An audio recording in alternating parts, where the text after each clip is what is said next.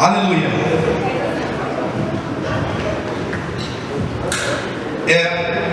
Hoje nós vamos conversar um pouquinho. Quem é que já teve a impressão de que todo o seu trabalho ao Senhor é em vão? Alguém aqui já teve a impressão? Parece que você faz e não é? Você se dedica, às vezes parece que não acontece. Já sentiu isso alguma vez na vida? Tem algumas pessoas já sentiram, não é? E às vezes nós vamos buscando. A gente trabalhou bastante teologicamente a igreja para isso, porque nós compreendemos na Bíblia que nem sempre um problema que nós chamamos de desastre, uma dificuldade, na verdade é uma obra de Satã, mas muitas vezes é uma obra do Senhor em nós, forjando Cristo, como a Bíblia diz para a gente lá em Romanos 8, verso 27 em diante. Mas existem coisas, como nós acabamos de ler em 2 Coríntios capítulo 9, que fala sobre semente na vida, ou seja, a lei da semeadura, uma lei espiritual na qual ninguém pode desprezar. Em Gálatas capítulo 6, verso 4 diz assim: ora, de Deus não se zomba, aquilo que o homem semear, isso colherá. Então nós vemos que existe uma realidade espiritual muito verossímil, muito forte. Realidade espiritual, começa a dar um barulho aqui, começar a repreender em nome de Jesus. Existe uma realidade espiritual que muitas vezes nós olhamos para a nossa vida e não vemos fruto. Olhamos para ela e dizemos assim: a árvore não produz fruto. Ou como diz no Velho Testamento ainda, a figueira não dê frutos, né? Eu ainda me alegrarei no Senhor, mas tudo bem. Mas muitas vezes o não ter fruto na árvore tem um propósito, e preste atenção, pedagógico nisso de Deus. Quem é pai aqui? Você já imaginou, por exemplo, você como pai, vamos supor, está lá, você como pai, cria seu filho lá, quando a Bá era pequenininho, bom, aí você vai lá, pega, a Bá vai lá e faz um monte de arte, você, para dizer para ela que ela fez errado, você dá um presente para ela. Quem é pai sabe que isso é doutrinar o filho para a morte. Como criar um monstro?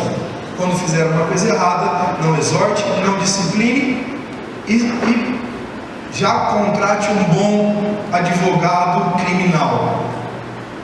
Porque a figura do pai, daquele que cria, que ensina, também é de um homem, de um pai, de uma mãe, que disciplina, e é por isso que a Bíblia diz em Hebreus capítulo 12, verso 6: Deus é pai, qual pai deixa de açoitar seu filho, disciplina, e todo aquele que recebe a disciplina de Deus é filho, e aquele que rejeita a disciplina de Deus não é filho.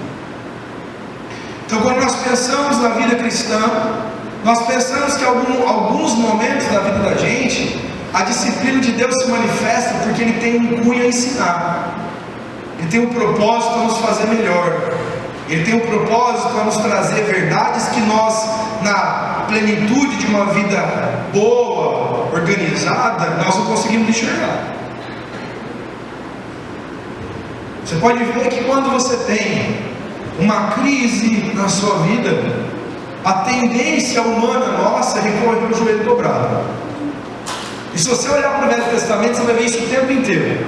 Deus restaurou a sorte em Sião, e aquilo que era trevas, aquilo que era vergonha, né? Aquilo que era a miséria, a fome, Deus restaurou e fez um milagre. Aí o povo viveu abundância, e logo depois de alguns versículos você vai ver: e o povo se esqueceu do Senhor, abandonou os seus caminhos e fez ídolos, postes de ídolos, se entregou a Baal, se entregou aos Eliaquins ou outros deuses da sua época.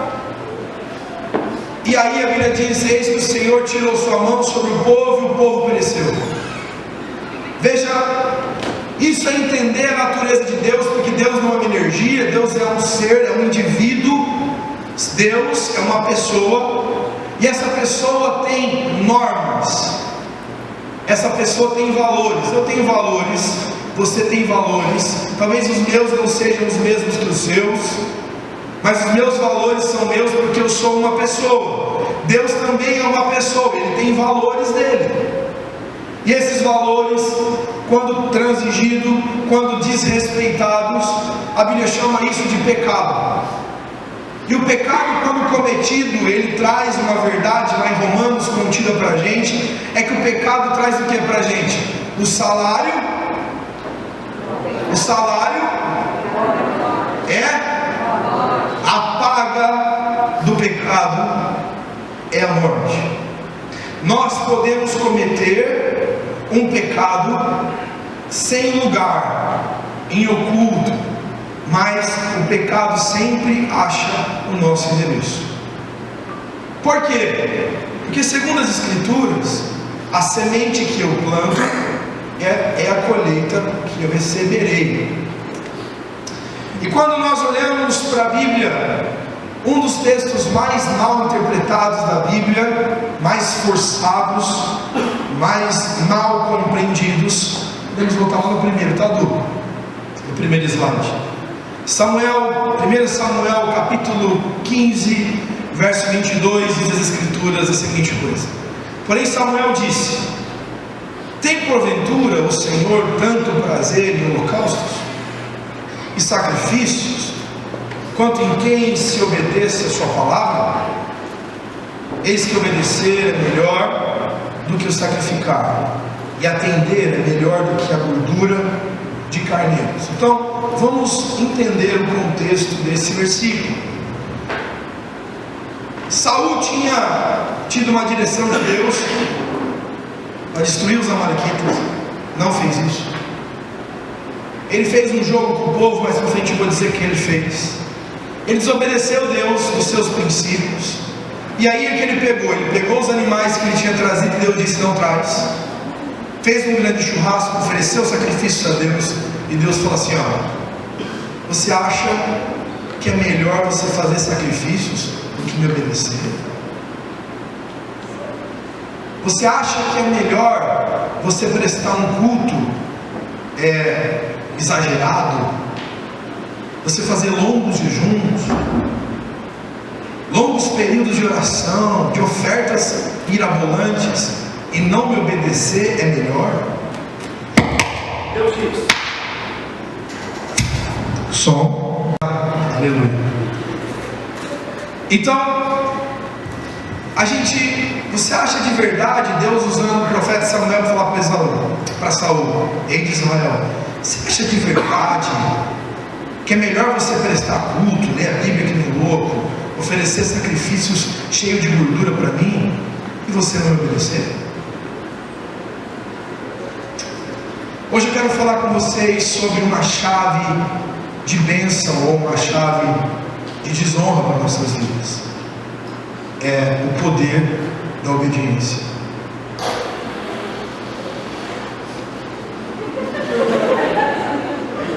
Tá tudo bem, irmãos? Tá explodindo aí? Eu acho que você vai ter trampo essa semana, viu, Paulo? Tá tudo bem? Vocês querem um extintor aí para ficar de... Não?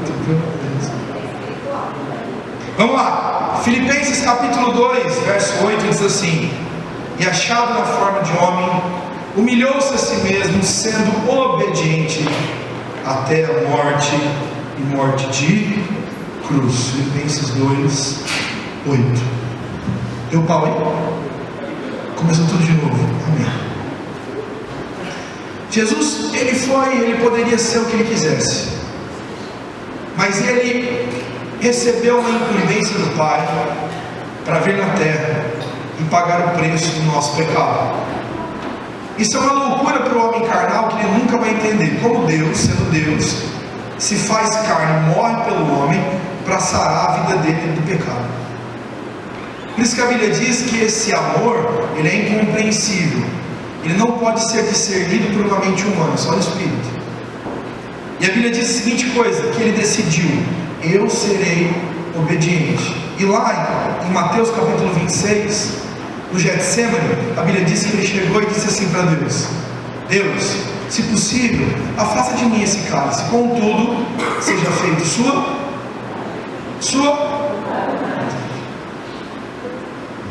Compreender essas verdades espirituais revelam que Cristo, Ele era um ser obediente a Deus em tudo. Por mais dolorido que fosse, por mais difícil que estabelecesse, por mais complexo que fosse o pedido de Deus, Ele obedeceria a Deus. Agora, quando a gente olha, por exemplo, sobre o Gênesis, pode colocar o próximo, mais uma. Aí. Hoje a gente estava conversando aqui no culto da manhã, estávamos falando estamos no livro de Atos, e lá em Atos capítulo 7 estudamos o episódio de Estevão. A Bíblia diz que o diácono, Estevão, começou a pregar e curas, aconteciam sinais, maravilhas, e óbvio, todo religioso odeia isso, Foi para cima dele, quis prendê-lo, falar mal dele, e assim por diante. E quando ele estava sendo apedrejado, a Bíblia diz que ele se ajoelhou em alta voz, disse assim: Senhor, não impute este pecado a eles. Uma irmã levantou e disse assim: é impressionante a espiritualidade desse cara, é impressionante porque eu nunca faria isso. Ela foi sincera, ela disse: por mim, sabe o que eu pediria? Juízo de Deus. Jesus, Deus, faz juízo nesse povo aí. Você sabe por quê, irmãos? Porque nós somos doutrinados a ser crente de Metijano. Escuta o que eu estou dizendo. Nós somos doutrinados a ser crentes de Metijano. Sabe por quê? A Bíblia diz que nós devemos ser obedientes até a morte em tudo, que nós devemos refletir Cristo em tudo. Aí sabe o que a gente faz? A gente vive mais ou menos o Evangelho. Se alguém nos ofende, a gente vai devolver. Estou falando da gente e mim também, tá bom? Não estou acima de ninguém. Como o apóstolo Paulo diz, digo não como se já tivesse alcançado, mas aquele que persegue a Cristo. E ele diz assim: ei, eu sei que eu devo fazer isso, eu sei que eu não devo mentir, mas uma mentirinha de vez em quando, eu sei que eu não devo cobiçar, mas se eu posso dar uma cobiçadinha. Eu sei que eu não posso desonrar os meus pais, mas tem hora que eles me enchem. Deixa eu dizer uma coisa para vocês, irmãos e irmãs, se vocês saírem daqui entendendo isso, para mim já é feliz. Sabe o que é? Nenhuma desculpa que você dê é capaz de ser desculpa para você pecar. Nenhuma. A Bíblia diz que nenhuma prova, nenhuma tentação há que nós sejamos incapazes de suportar e de vencer. Se pecamos, pecamos porque perdemos, e perdemos porque nós não tivemos a capacidade do Espírito de vencer as tentações que vieram sobre nós, mas o Espírito deu para nós, cada um de nós, a força para não cairmos. E quando nós olhamos para a Bíblia e vemos em Gênesis capítulo 2, verso 16, verso 17, nós vemos que o texto diz assim: e ordenou o Senhor Deus ao homem, dizendo: de toda a árvore do jardim comerás livremente, mas da árvore do conhecimento do bem e do mal, dela não comerás. Gente, fala sério, um jardim inteiro com muitas árvores, você não vai comer daquela. E aí você talvez, alguém aqui diria: nossa, como Deus foi cruel, foi só uma comidinha, foi só uma frutinha, foi só uma bobagemzinha, um pecadinho, não foi nada. Deus, por que colocou aquela árvore no jardim então? Deixa a palavra ministrar ao seu coração. A desobediência sempre foi um selo para o sofrimento. Próximo slide. Próximo slide. Próximo slide. A desobediência sempre será um selo para o sofrimento. Toda vez que nós negociarmos com o Senhor a obediência a algum dos valores, nós atrairemos para nós o juízo que tem o pecado. Aí eu volto a dizer para vocês: vocês já sentiram que semearam e não colheram? Talvez seja porque algumas coisas na sua vida ainda estão fora do eixo. Você tem a impressão que essas sementes, próximo slide, não, elas são roubadas, que toda ação que você fez, toda atitude que você faz em direção a Deus, parece não frutificar. E hoje eu vim aqui dizer em nome de Jesus, que talvez não frutifique porque está no caminho errado. Porque talvez a maneira como você tem lidado com a sua vida, ou a relativização dos pecados, tem travado sua vida, porque Deus está dizendo assim: eu não posso te abençoar até você entender. Enquanto você não entender o meu propósito para você, você vai ficar patinando. Ou nós já nos esquecemos qual foi a trajetória do povo de Israel depois que saiu do Egito. 40 anos rodando em círculos. Por quê? Porque não tinha o coração certo para entrar no lugar onde Deus queria que eles entrassem. Eu não quero viver no deserto minha vida, quero entrar em Canaã. Mas para entrar em Canaã, eu preciso ter o caráter que Deus quer que eu tenha. Eu preciso ter o coração que Deus quer que eu tenha. Eu preciso ter a atitude que Deus quer que eu tenha. Enquanto eu ainda, a nuvem do Senhor me levar para um lado e eu querer ir para o outro e ir, onde que, Senhor, pode ir com a nuvem que daqui a pouco eu alcanço? Pode deixar que eu não largo da nuvem, tá bom? Só vou dar uma voltinha aqui, mais ou menos, não estou desobedecendo, estou só um pouquinho. Só dar uma voltinha aqui, logo já volto.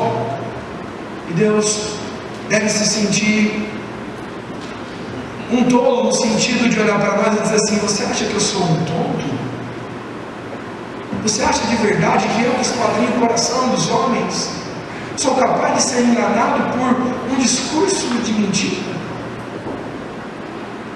E aí o Senhor nos ensina que as consequências dessa rebeldia, elas sempre serão as mesmas.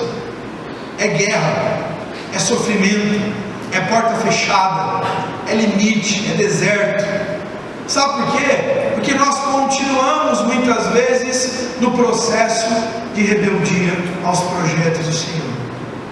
Relativizamos o mandamento, enterramos o nosso talento, não agasalhamos uma amargura, não lançamos perdão, ainda empinamos ainda mais o nosso nariz, somos autossuficientes, achamos que nós não precisamos da comunidade, ainda temos uma vida diferente na igreja, uma vida diferente em casa, não cumprimos com os valores de Jesus dentro da casa, não temos uma vida de oração e queremos santidade. E aí o Senhor fala assim: não dá para viver e conquistar o que você deseja enquanto você não se comprometer com aquilo que você deseja. É fato, é de maneira muito lógica, muito tranquila a gente compreende essa realidade. E aí a Bíblia diz para a gente, por exemplo, em Juízes capítulo 6, próximo slide: fizeram os filhos de Israel o que era mal perante o Senhor, por isso o Senhor os entregou nas mãos dos midianitas por 7 anos. Veja, queridos, a soberania de Deus entregou o povo dele na mão de um inimigo, para que esse inimigo pudesse forjar Cristo, ou forjar o coração dessas pessoas. Talvez você entrou aqui na mão do midianita. Você diz assim: minha vida está em colapso, minha vida está uma catástrofe, meus problemas são muito maiores que as minhas forças. Ok, você está no lugar certo. E talvez hoje Deus tire toda do oculto tudo aquilo que tem roubado e parasitado sua vida espiritual. Porque sabe, queridos, o que é mais triste na vida espiritual não é nós cometermos os pecados porque sabemos que estamos cometendo. O mais triste na vida espiritual é cometermos o pecado sem perceber que estamos cometendo. Porque no começo o pecado vem, nós achamos, não, isso eu não quero fazer. Mas aí passa um tempo, nós nos acostumamos com ele, damos a mão para o pecado e vamos andando na vida como se o pecado não tivesse nenhum tipo de desdobramento para nós. Ou seja, como a Bíblia diz lá em Gálatas capítulo 6:4, vocês estão zombando de Deus. Hora de Deus ninguém zomba, diz a palavra, mas aquilo que o homem semear, ele vai colher. Tudo. E quando a Bíblia diz para a gente que essas sementes, elas eram roubadas, olha lá o que a Bíblia diz em Juízes capítulo 6, no verso 3 e no verso 4, no mesmo texto.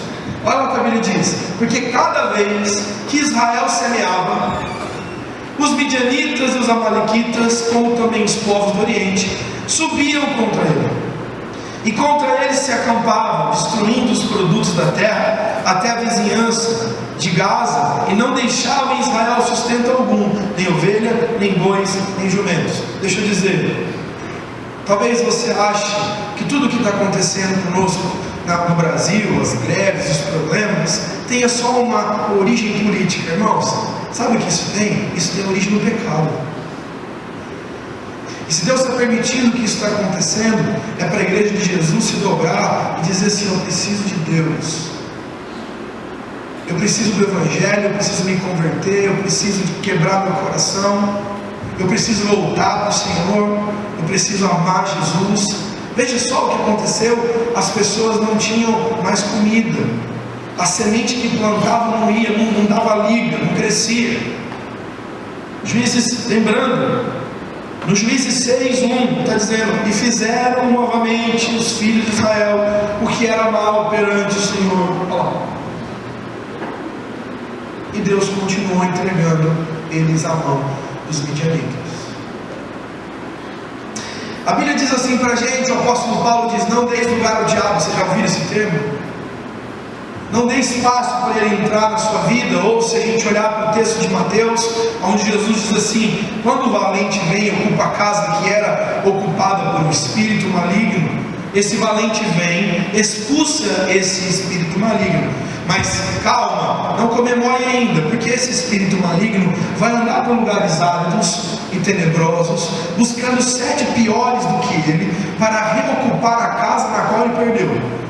Voltando, achando a casa linda e adornada, cheia de utensílios religiosos, de conceitos morais, mas não achando espírito na casa, vem e toma ele de novo a casa que era dele. Ou seja, a religião não nos protege de uma ação demoníaca, mas a presença do Espírito. Por isso que cantamos aqui: Senhor, enche-me até transbordar, porque quando Deus nos enche, não há espaço para nós mesmos e muito menos para o diabo. Mas o que nós entendemos, e isso é importante entender, o que significa a palavra desobediência, e Deus nos ensina de maneira muito clara. Efésios capítulo 5, verso 6 diz assim: ninguém vos engane com palavras vãs. Sabe o que é palavras vãs? Palavras à toa, palavras sem fundamento. Sabe aquele negócio, tipo assim, não tem nada a ver? Uma mentirinha não tem nada a ver? Um relaxo espiritual não tem nada a ver? Enganar as pessoas não tem nada a ver? Dar um balão no seu patrão não tem nada a ver? Dar uma olhadinha nos vídeos pornográficos do WhatsApp não tem nada a ver? Você fazendo não tem nada a ver, e quando você vê, você já não tem nada a ver mesmo com Deus. E aí ele diz aqui: porque por estas coisas vem a ira de Deus sobre os filhos da desobediência.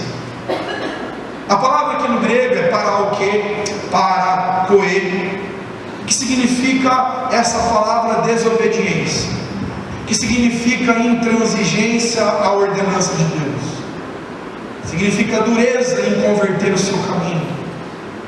Essa palavra parakoe, que é o que está escrito em Efésios capítulo 5, 6 no original, fala para a gente sobre uma vida cristã, que pode ser cristã, que pode participar do culto, que pode participar. E esse texto não é para o ímpio, esse texto aqui é para a igreja de Éfeso. Quero dizer que tem irmãos dentro da igreja de Éfeso que são filhos da desobediência. E quando a a gente pensa em filhos da desobediência, isso fala do que pra gente? Gerações. Olha lá. Filhos da desobediência nos ensina sobre gerações. Olha só o que o nosso amigo Estevão fala para os fariseus da época dele. Ele diz assim para eles: homens de dura cerviz, cerviz dura, se dobra a Deus, não, dobra não, dura cerviz, incircuncisos de coração e de ouvido. Você tem o seu pênis circuncidado, mas seu coração endurecido, seu ouvido não ouve. Você não ouve. Vós sempre resistis ao Espírito Santo, assim como fizeram vossos pais, também vós o fazeis. Percebam que isso literalmente é uma maldição hereditária, e é nesse tipo de maldição hereditária eu acredito, na maldição conceitual, naquilo que eu vi os meus pais cometendo de erro e de acerto, aquilo que me inspira comportamentalmente, naquilo que eu faço e deixo de fazer.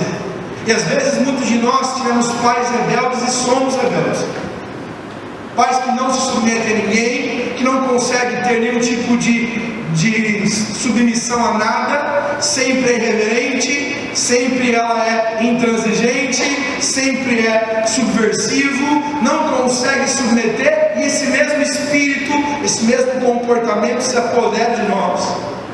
E é isso que a Bíblia, é isso que o Estevão está dizendo, sabe? Esse espírito de rebeldia vem dos nossos pais, e aquilo que os vossos pais fazeis, também vós fazeis. Qual dos profetas vossos pais não perseguiram? Ele está dizendo para os fariseus: qual dos profetas os seus pais, os nossos pais não perseguiram, e alguns deles mataram, como Isaías e cerraram o meio? Qual? Eles mataram os que anteriormente anunciavam a vinda do justo, do qual vós agora vos torneis traidores e assassinos. Veja, talvez você chegue aqui hoje e diga assim: ah, beleza, Adão e Eva pecaram, o que aconteceu com os filhos de Adão e Eva que foram rebeldes a Deus no Éden? Vamos ver? O próximo slide, por favor. Então lhe disse o Senhor para Caim: por que andas irado? Porque rebelde é irado.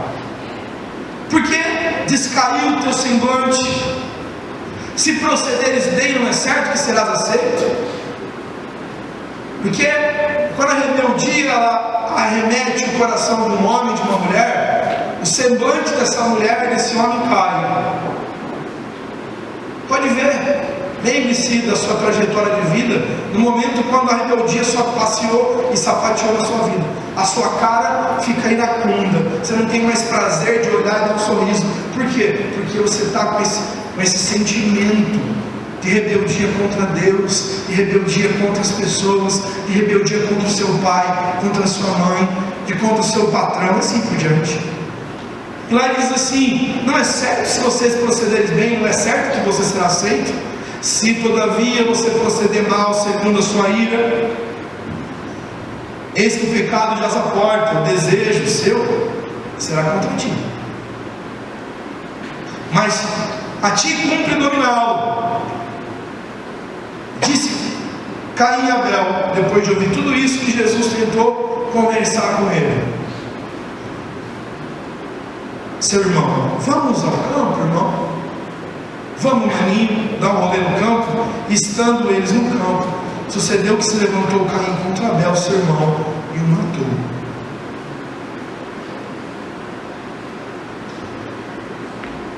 O pecado do pai e da mãe definiu o caráter dos filhos, ou pelo menos de um deles, e fez com que os filhos, Caim, também como Deus, assim como os pais, não ouvissem Deus.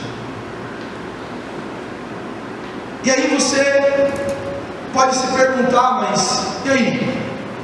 A verdade é que onde existe atuação demoníaca, aí também há algum tipo de rebeldia sempre. Aonde existe o Espírito de Deus, mesmo que exista pensamentos diferentes, eu sou completamente diferente da minha esposa, mas a gente vive num ambiente, numa família em harmonia para a glória de Jesus Cristo. Porque a centralidade da nossa relação é em Cristo Jesus. Amém? E as nossas divergências, que são inúmeras, elas são trabalhadas no poder do amor de Deus. E quando nós vemos aqui, nós vemos uma geração, irmãos, muito rebelde.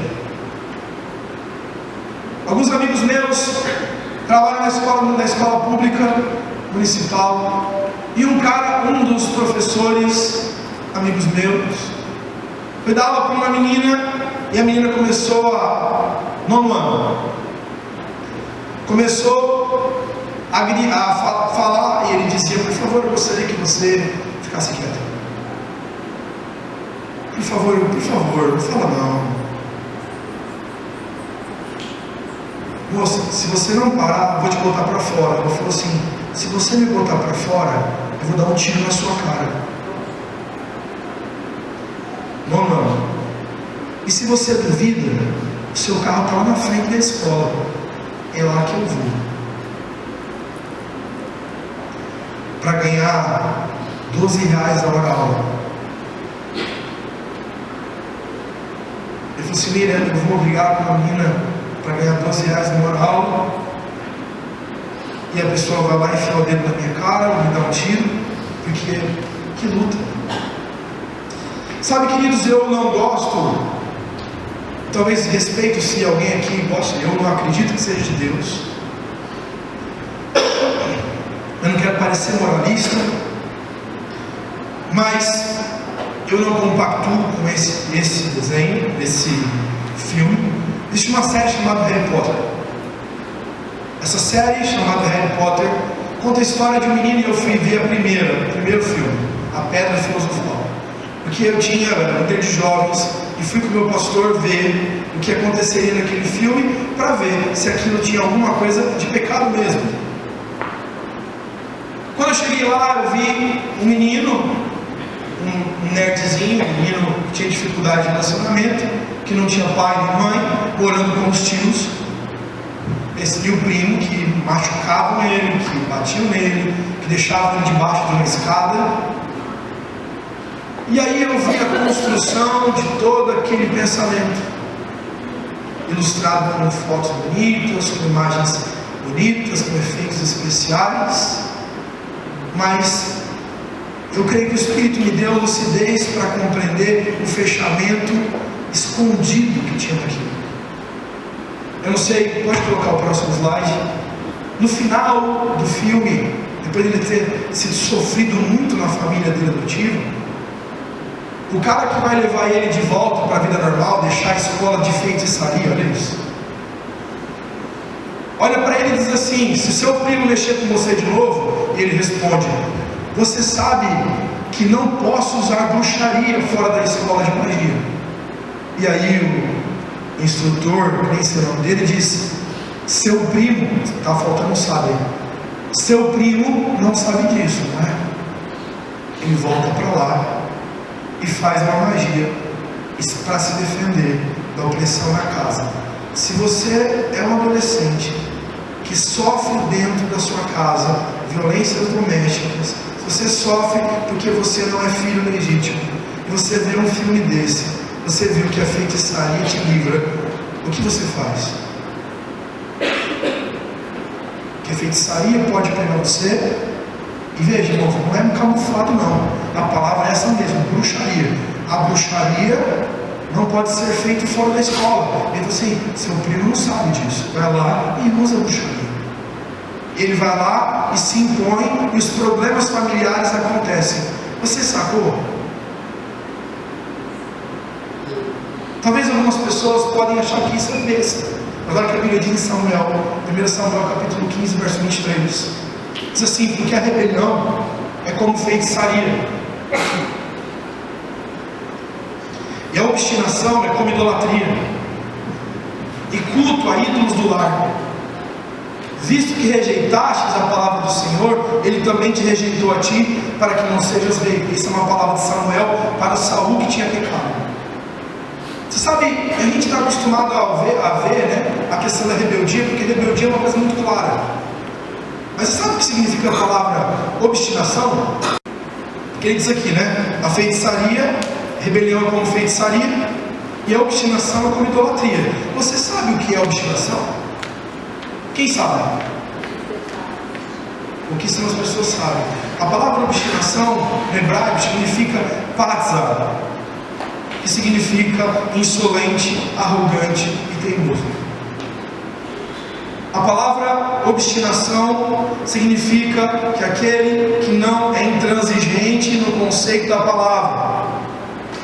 A palavra vem, exorta, Deus dá uma direção muito clara na Bíblia, e esse ser continua vivendo teimoso, os seus próprios conceitos, a sua própria obstinação. E uma pergunta para os irmãos, próximo slide. Uma pergunta para os irmãos, próximo slide, próximo slide, próximo slide, próximo slide.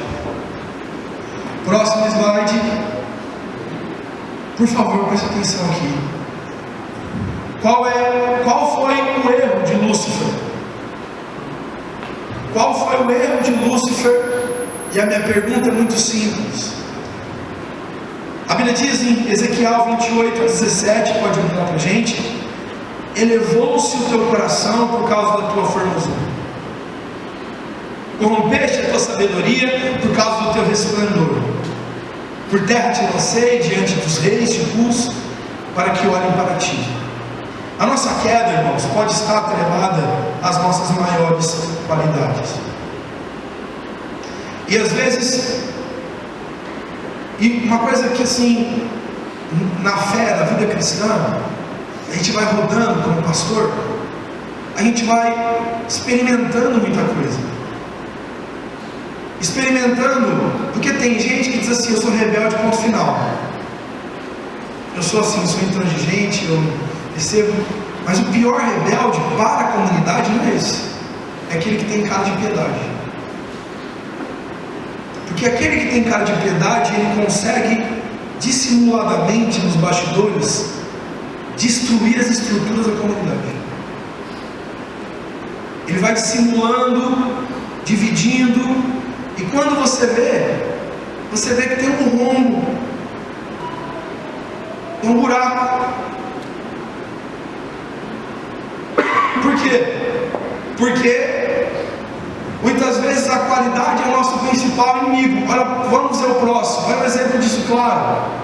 Esse cara que está tendo seus olhos furados é Sansão. Sansão, que não foi obediente a Deus, que entregou os seus prazeres dessa vida e brincou com a sua sexualidade até que ele foi ferido nos seus próprios olhos, simbolizando que mesmo que ele via, ele não estava vendo. Provérbios capítulo 3, verso 5 diz: confia no Senhor de todo o teu coração e não estribe no teu próprio entendimento a soberba e a prepotência, ou seja, a capacidade de lidar sozinho com a sua própria vida, é um atributo que mata a gente. Eu queria que você, em nome de Jesus, entendesse isso. Eu não sei quantos aqui já fizeram um trabalho com dependentes químicos. Alguém aqui já fez trabalho com dependente químico? Ótimo. Você sabe que não existe outro caminho para lidar com o dependente químico que não seja fazer com que ele entenda que ele precisa de ajuda. Enquanto o cara fala assim: não, eu resolvo sozinho, ele não resolve nada, anda em círculo e morre. Cada vez vai ficando pior. Mas quando o cara é dependente químico, ele tem a mente aberta pelo Espírito, ele diz assim: eu preciso de ajuda porque eu por mim mesmo não consigo me livrar. Já contei isso para os irmãos. Já fui em casa de pessoas que estavam destruídas na vida, arregaçado, perdido em pecado. Entrei na casa de uma pessoa uma vez e eu via nas paredes versículos impressos, de versículos que daria força para essa pessoa não pecar.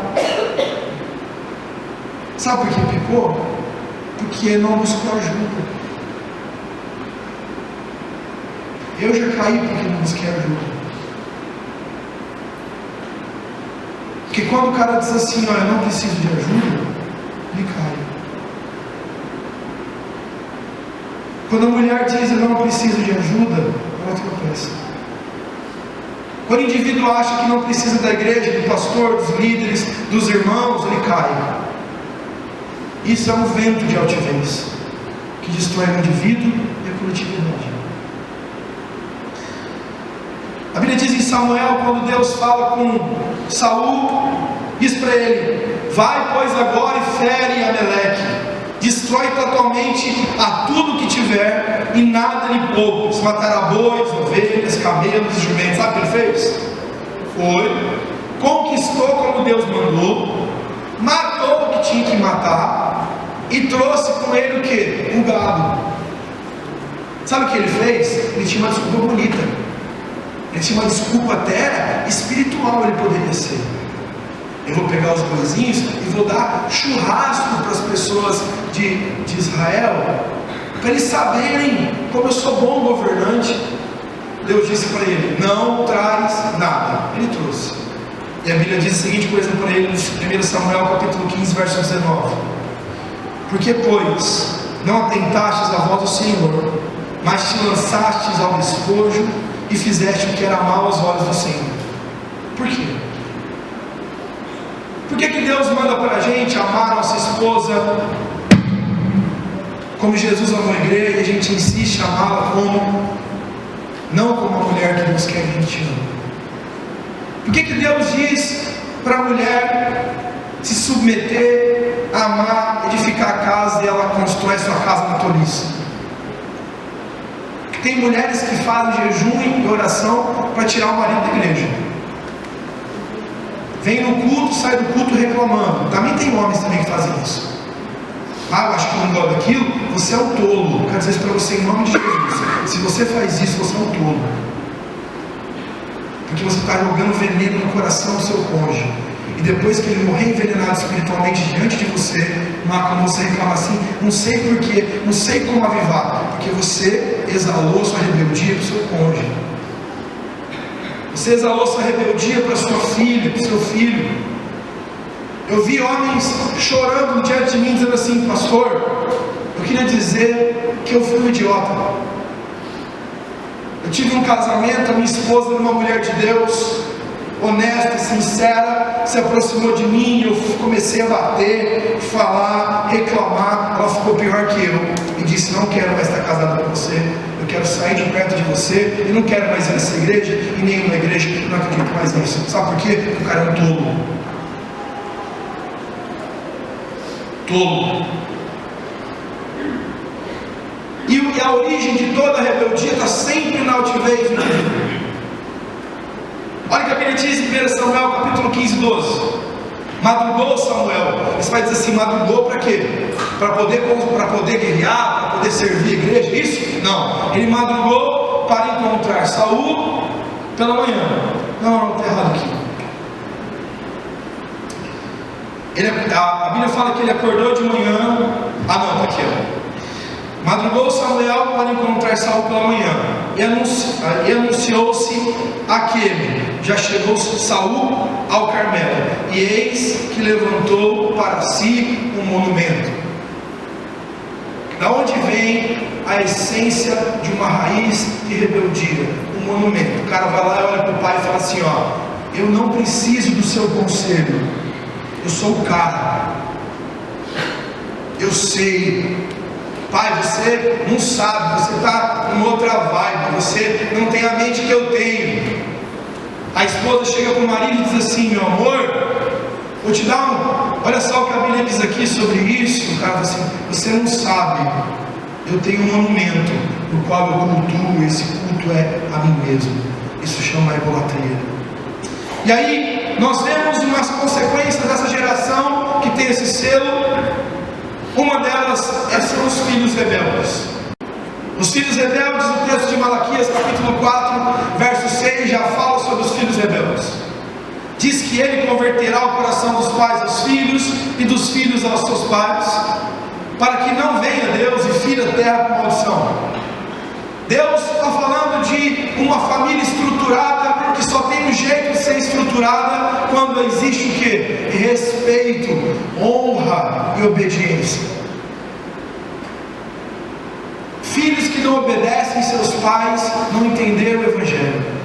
Se por acaso você está aqui hoje, irmão, e você não respeita as ordens do seu pai e da sua mãe, eu quero te dizer em nome de Jesus, você está em erro, em pecado, está distante de Deus, porque quem não respeita o pai nunca se submeterá a Deus. E quando nós olhamos aqui, nós vemos, por exemplo, que não é só esse rebelde. Existe o rebelde que é o funcionário rebelde. Ele sabe, ele fala: quer comais, quer bebais, façais para a glória de Deus. Tudo que vier às suas mãos, faça como se fosse para o Senhor.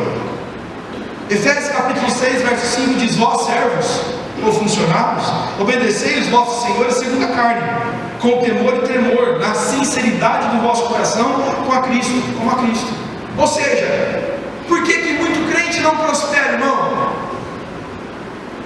Por que muito crente não consegue ter um emprego? Por que muito crente não consegue prosperar? Irmãos queridos, eu tenho 2 patrões hoje. Se os 2 falarem para mim assim: eu quero você aqui, eu vou estar lá. Que pena que nenhum deles está aqui hoje. E não confunda que é pastor e um deles vem aqui no culto, me chama de pastor, diz ele é o meu pastor, mas o que ele diz para mim é dito e acabou, porque eu me submeto a ele como meu líder dentro do meu trabalho. Ele me disse: é assim que será. Se ele diz tem que trabalhar, eu vou coçar na hora que é do meu trabalho.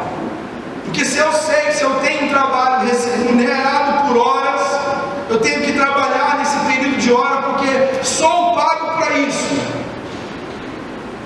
E se eu não ver, por que muito cristão não prospera? Sabe por quê, irmãos? Começa lá e chega atrasado, não respeita o líder, se envolve fuxico, porque tem um coração rebelde sendo Jesus. Conversando com o irmão hoje, é isso que ele falou. Uma pessoa que não está em Jesus disse assim: eu quero um advogado, mas eu não quero crente, porque eu não quero me envolver com crente. Nós temos que ser luz no nosso trabalho. Nós temos que ser luz. E o nosso patrão dizer assim: ó, esse cara é diligente, essa menina é diligente. O professor dizia assim: esse cara é compenetrado. Queridos, nós tínhamos que sair daqui da comunidade os nossos doutores, os mestres. E quantas vezes eu na faculdade passo pela escadaria da Toledo e lá estão os crentes perdendo aula, não se dedicando, matando aula ou no patas, evangelizando o gospel.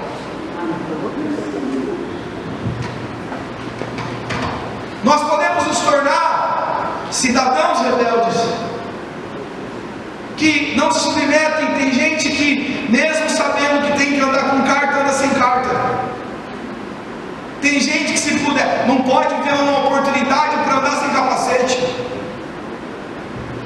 que sabe que não pode fazer um negócio e desacata a autoridade, desacata o policial, desacata o professor, desacata. A Bíblia diz para a gente de maneira muito clara em Romanos capítulo 3, que toda autoridade delegada por Deus, instituída por Deus, deve ser respeitada. Existem processos de protesto. Nós vivemos num país democrático. Você pode dizer o que você quer, desde que você respeite a autoridade delegada.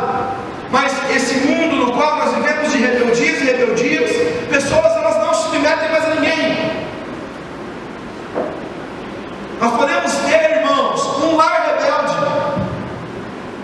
O pai dá uma direção, a mãe entra na direção e diz assim: não, filho, deixa que eu converse com o seu pai depois, pode ir passear. E o pai fica com um nariz de palhaço diante dos filhos, porque a mulher foi uma mulher rebelde a uma direção do filho, do marido. Ou o marido vendo a esposa dando uma direção para o filho, eis que ele entra no negócio e diz assim: não, eu sou o marido, eu sou o sacerdote, pode ir que depois eu me acerto com a sua mãe. Um lar dividido, que depois o pai e a mãe entram em conflito e diz aqui na igreja: pastor, eu não sei porque os meus filhos são tão rebeldes, porque vocês são rebeldes uns com os outros.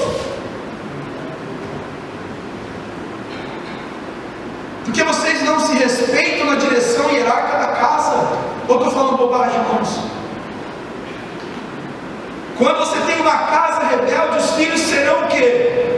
obedientes.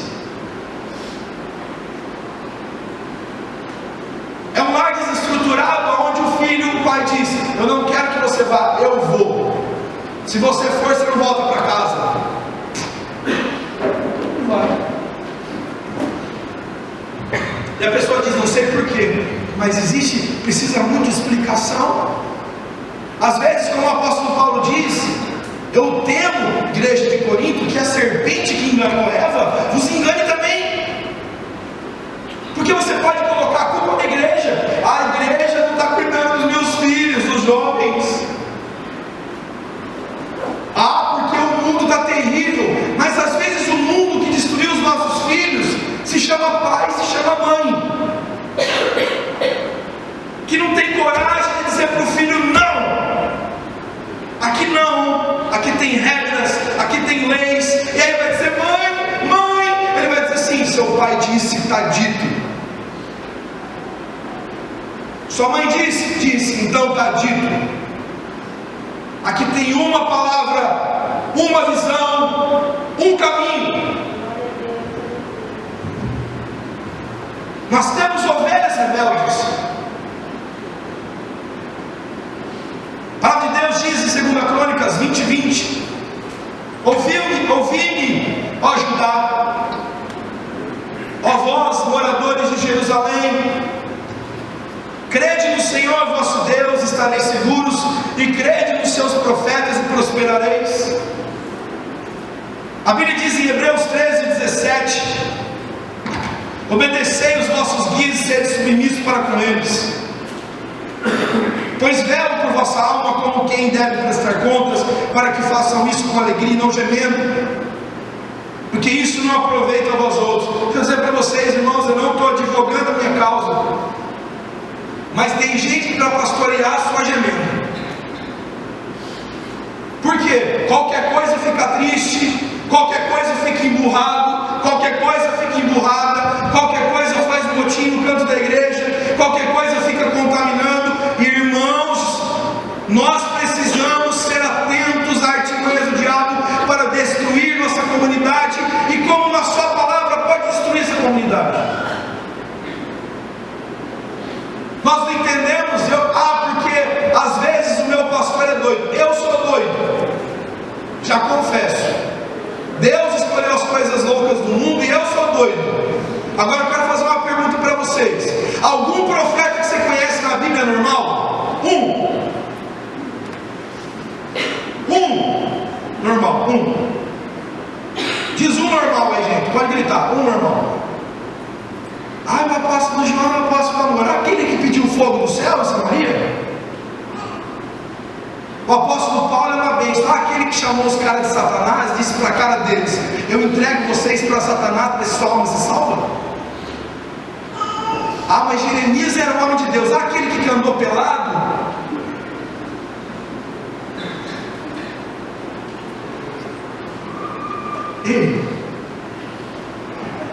Nós queremos muitas vezes enquadrar os nossos líderes num quadro que nós traçamos. O meu líder tem que ser assim, então abre sua igreja. Por quê? Porque cada indivíduo chamado por Deus tem um chamamento e seus lados exóticos de ser. E quando nós entendemos isso, que a igreja corre perigo quando irmãos, na sedução do oculto, fazem um desserviço para o reino, minando o evangelho e separando a igreja do seu pastor. Aprendemos quantas vezes se esfacela diante da gente, pessoas, famílias se perdem. Eu não estou advogando a minha causa, em nome de Jesus eu espero que você entenda. Eu estou advogando a causa dessa comunidade, porque quando essa comunidade parar de me olhar como pastor dela e como pastor presidente dessa comunidade, essa comunidade vai se esfacelar. Aonde está escrito isso na Bíblia? Ferirá o pastor e as ovelhas se dispersarão. Fere o pastor, você vai ver o que vai acontecer. Eu estou falando isso de novo, não é para me defender, é para compreender que isso aqui tem ordem, igual a Bíblia diz: onde tem o Espírito de Deus, tem ordem e decência. Só que crê nisso ao Senhor Jesus.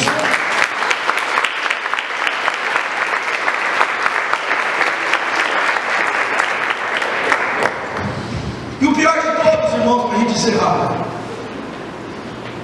rebeldia contra o próprio Deus. 1 Samuel capítulo 15, verso 22. Você acha mesmo que eu tenho prazer nos seus holocaustos, nas suas orações alongadas pela madrugada, sendo que você não consegue obedecer? Você acha de verdade que eu recebo o seu culto, sendo que você exala a sua rebeldia por todos os cantos que você ama? Você acha que eu recebo a sua adoração? Você acha que eu tenho prazer na adoração de alguém que não ouve a voz do céu, que não obedece os mandamentos?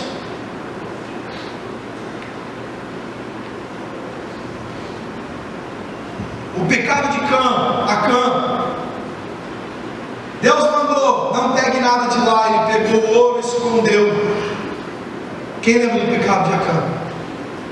Escondeu. E a Bíblia diz que o povo pereceu.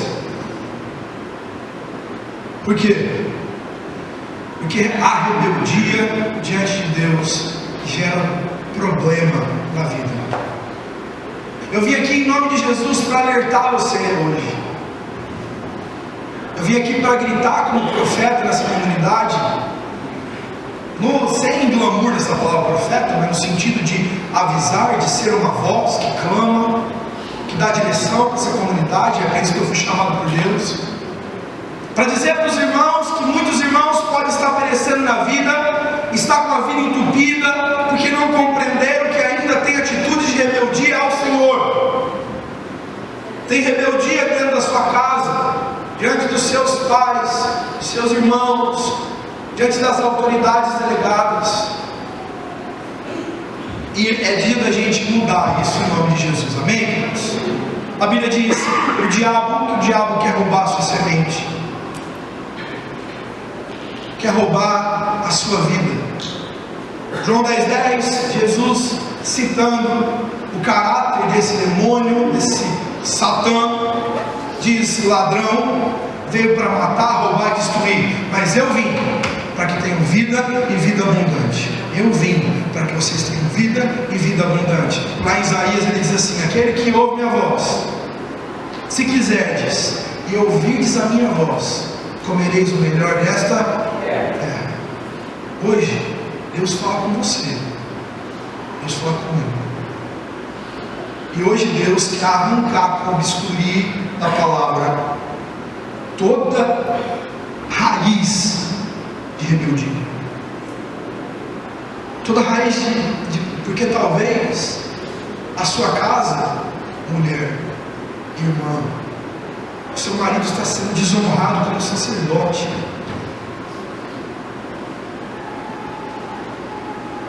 Porque talvez, irmãos, jovens, os seus pais não tenham visto Cristo em vocês, porque vocês desobedecem aos seus pais.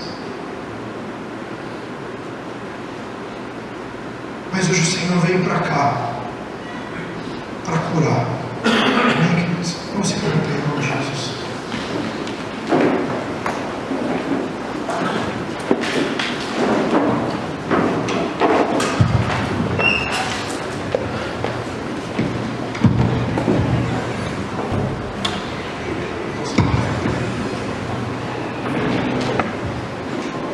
Queria que você mandasse nesse momento, fechasse os seus olhos no seu lugar.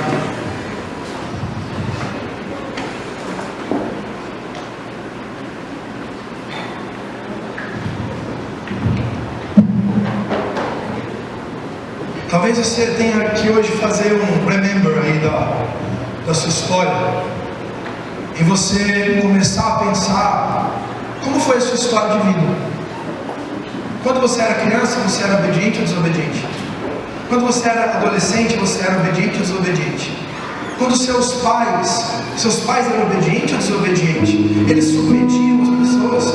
Quando você cresceu, você submetia aos professores, aos patrões? E talvez você tenha hoje um retrato, um raio-x, um scanner do Espírito sobre você, mostrando que você nunca foi na sua vida uma pessoa obediente.